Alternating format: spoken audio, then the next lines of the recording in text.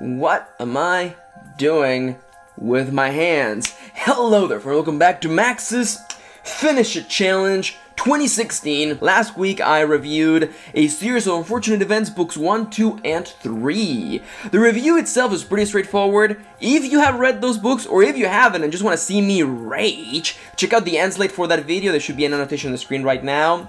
The video is literally like 12 minutes of me reviewing, and then just 6 minutes of me just raging about the adults in those books. They are incompetent. That's last week's review. What about this week? Well, this time around, I recently finished doing a Let's Play of a game, and I thought I would take a moment to just sit down and formally share my thoughts on it. What is that game? It is the one and only The Wolf Among Us by Telltale Games. Is the big bad wolf all he's cranked up to be? Let's find out. Now let's take it from the top. What is this game actually about? The Wolf Among Us by Telltale Games is a narrative adventure game set in the world of the Fables comics. In this interesting universe, all of your childhood fables actually exists in the real world. They exist in a small closed community in New York City. They escaped the fabled homelands where their worlds existed and are now basically trying to get by. Our protagonist and focus character is Big B Wolf, the big bad wolf and now sheriff of Fable Town. His job is basically to maintain order and to keep all of these fabled creatures from murdering each other. Now, before we go anywhere, I have to give you a small disclaimer right now. I have read like the first 8 trade paperback volumes of Fables. I read them a while back, I think when they were coming out, but I read them, so I can tell you right now, this is not part of my pluses and cons of this review, but I can say that this book nailed not only the aesthetic, but also the tone of the Fables comics. I think it did a fantastic job. I think that as the first Telltale adaptation, it's fantastic. It is not without its flaws, because tone and atmosphere are not the entire encompassing elements of a game, but I can tell you right off the bat, if you liked Fables, and if you wanted more Fables, especially some Snow and Bigby interactions, you will get them in this game. With that being said, let's dive right in. What were the good things of this game, the things that I enjoyed the most? Now, I already told you about atmosphere and tone. This game has a little bit of a noir sort of feeling because you're also doing a little bit of detective-ish work. There's a little bit of a whodunit sort of vibe in the story. And while I think that's important and it's effective, the best thing about this game, the number one thing that trumps everything, is this. Bigby Wolf, or Bigby as a focus character, is awesome. You know why? Because it sucks to be him. It terribly mega sucks to be him. You play as the big bad wolf, this fabled character who was terrifying, who everyone is still afraid of, and nobody trusts him, and nobody believes him, and he's in charge of keeping all these people from murdering each other, and he's got like the suckiest job in all of Fabletown. Like seriously, I'm playing the game, and I feel terrible for poor Bigby Wolf because he literally tried to eat a girl, Little Red Riding Hood, and he blew a couple houses like 800 years ago.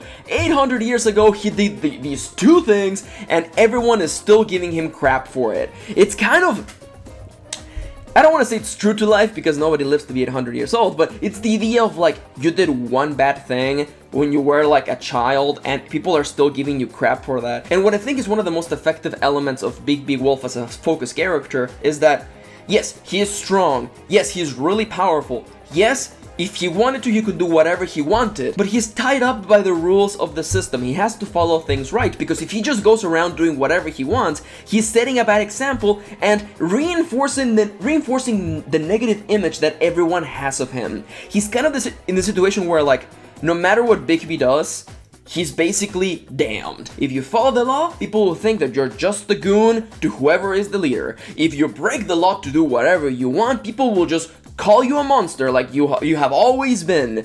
Bigby as a focus is really effective because the world is kind of unfair, and no matter how terribly strong he is, other fables are as strong or stronger than him. And what gets me the most is that you're playing the game and you want Bigby to succeed, not because he's this awesome empty vessel of a character through which you can project yourself, but because he's someone in a terrible situation. It's one of those things where, like, instead of you wanting somebody to be awesome and amazing and flawless, you want them to stop having and leading a terrible, miserable life. It's actually really effective, and I really enjoyed it. And I don't know how effective this would be for somebody who didn't read the comics, because I did. And when I get to this point, I'm like, poor Bigby, just cut the guy a break. Like, none of this is his fault, and everyone is mean to him, and you really just want to, like, wrap a blanket around the guy and give him some hot cocoa. But anyhow, as a focus character, I think Bigby is just super strong, on point, one of those people who may not be a good person, especially depending on how you play him. He may not be a good person, he may not always do the right thing, but I honestly feel that his heart is in the right place. Now, I really loved Bigby, and I really loved the tone of the story and the atmosphere.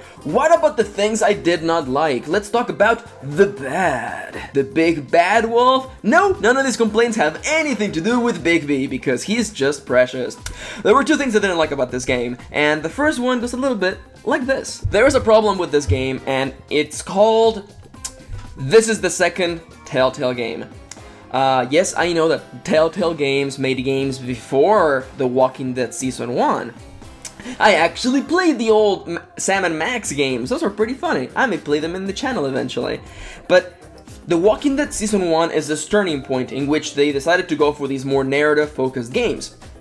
And it's awesome, and The Walking Dead Season 1 is a game with an amazing story. It's an amazing, impactful story that is one of the best that gaming has to offer. The game is mechanically flawed though, especially on the first episode of The Walking Dead Season 1, because the game doesn't know what it wants to be. Do you want to be a narrative game? Do you want to be a puzzle game? Do you want to have action elements? Who knows? The Wolf Among Us is more focused. The Wolf Among Us has a more centralized idea of what it wants to do, but it's still like dragging around these fossils of ideas from The Walking Dead Season 1. Like during The Wolf Among Us, you can pick up items and they are added to your inventory, except you can never open your inventory and you never actually use your inventory. The only time the items you pick up matter is when you want to give people money, but you never know how much money you have, and it's not even like you have $500, it's like you have a unit of money or several units of money, and you never know how much is required for interactions. And even worse, those interactions with the money don't really carry any important significance to the story. So the entire time I'm sitting here like, what's the point of making me pick up items or letting me pick up items if they don't actually matter to the story? Why show me a little inventory on the side when I am never going to use those items? Never going to use those items, and I can't inspect them, I can't combine them. It just feels like an old relic. It feels like an old relic of a time gone by. Of course, this is not that big of a deal, and this is more nitpicky than anything else. I know, I understand, but I just have to make this point right here that if you have played one of the later Telltale games, like Tales of the Borderlands or Walking Dead Season 2, you will notice that, oh yeah, this is like 1.5 steps back because they were still figuring out the formula. It's not perfected, there are a couple of technical flaws within this game, particularly it still has the Telltale jitter. If you know what I'm talking about, you know what it is. Sins seems to like jitter in between jumping from one scene to the next, and this game has one other really small flaw where it has no music for important action sequences. There's a chase near the end of the game that has no music, and then there's a final fight that has no music whatsoever. To the point where I literally added a song in my LP just to have something in the background. I think these are just little technical flaws. They really don't really matter. They're just little things. But again, they're just like tiny stains on an otherwise pretty enjoyable experience.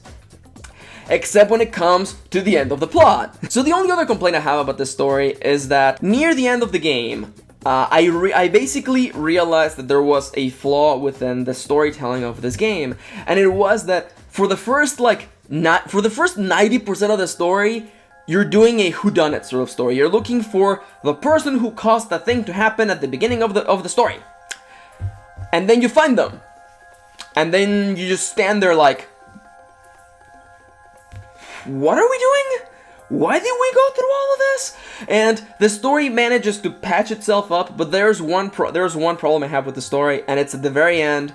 And at the very end, the story makes it a point to stop you and go, hey, you know all those plot holes that we never addressed? Let's address them right now. And generally, other people may consider this to be a good thing. Then they consider, yeah, thank you for addressing all of those things. I personally feel it could have been done differently, because instead of just being like smoothly explaining things that otherwise would not make sense, you just be like, hey, you know that thing that made no sense like 3 hours ago? Here is a slight explanation for that. It kind of feels like they're grabbing you by the head and pushing you to look at the plot holes, but telling you, hey, there is nothing there. There used to be a plot hole there, but there's totally not one now. I guess if I had to like summarize my complaint about the story in a nutshell, it has to be like this. Don't think too hard about the story. You literally, honestly, don't think too hard about the story. Just enjoy it and see it for what it is. Now, I've told you the good, I've told you the not so good, but before I give you my conclusion, let's talk about the one and only, the award. Every episode I like to give whatever I'm reviewing a little bit of an award, a way to show how I feel about it, almost as a way to preemptively summarize my thoughts, and I've considered it, I've thought about it day and night, and The Wolf Among Us, my dear friend, you deserve the one and only Wow Does It Suck to Be the Big Bad Wolf award.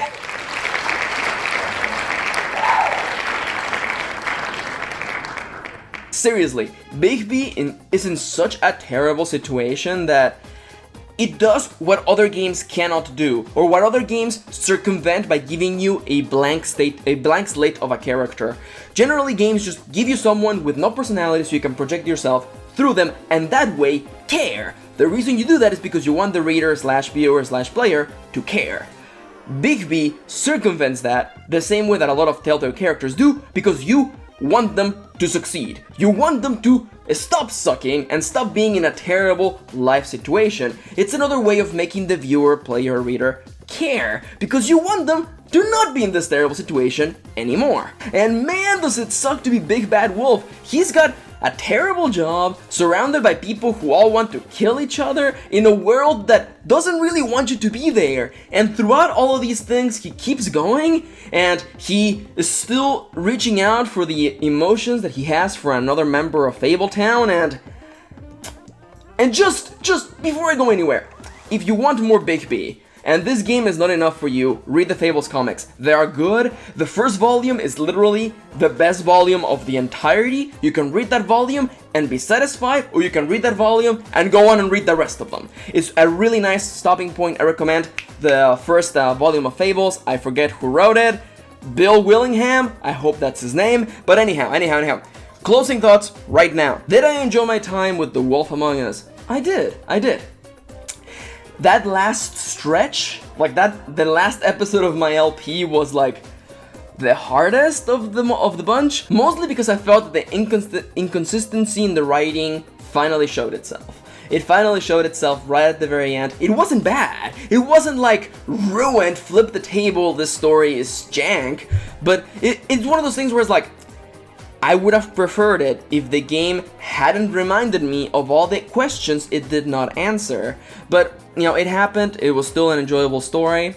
I think the best part of the story is the journey, as with many things like this. Getting to that very end. The end itself may not be as satisfying, but the entire journey there was really fun. The game also has a bunch of other really fun characters that are part of the story that I didn't have time to talk about, like Snow, Toad, Colin.